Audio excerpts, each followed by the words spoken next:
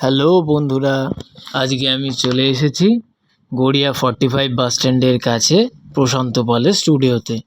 45 bus stand থেকে minute দুয়েকের হাঁটা পথে এই স্টুডিওটা। তো সামনেই তো পুজো চলে এলো, আর বেশি দিন বাকি নেই। চলো ভিডিওটা আজকে শুরু করা যাক। কী কী ঠাকুর তৈরি হচ্ছে সেখানে গিয়ে দেখি। প্রশান্ত পালের স্টুডিওতে এসেই তো আমি প্রথমে পুরো অবাক হয়ে গেলাম।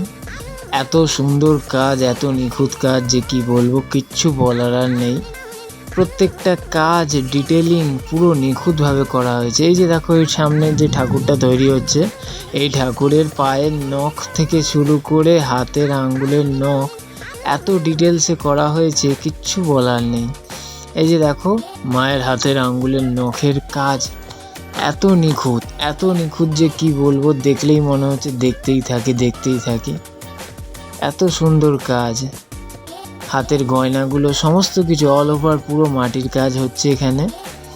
এমনকি ওপরের যে তৃতীয় যে নয়নটা মায়ের, এটা 3D স্টাইলে করা হচ্ছে।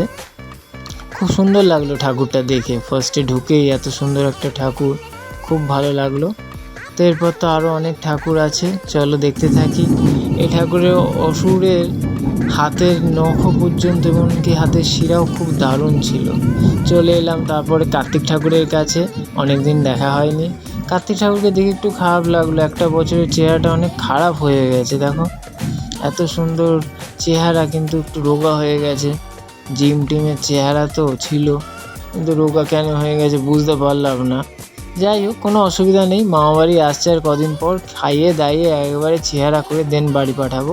এদিকে গণেশ দাদা একদম নাদুস দেখতে আছে। কত সুন্দর ডিটেলিং কাজ হয়েছে, মাটির গয়নাগাটি অল ওভার।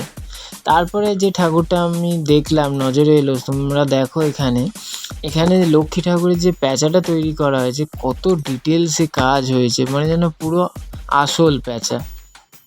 কিছু বলার নেই, এত সুন্দর কাজ।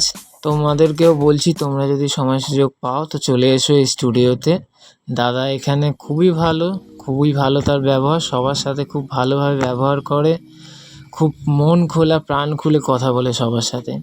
এরপরে চলে এলাম আরেকটা ঠাকুর। এই ঠাকুরটাতে যতদূর মনে হচ্ছে মায়ের হাতে বাঁশি। আমি সামনে যেতে পারিনি, দূর থেকে ভিডিও করা হয়, যেখানে সামনে প্রচুর কাজের জিনিস পড়ে রয়েছে।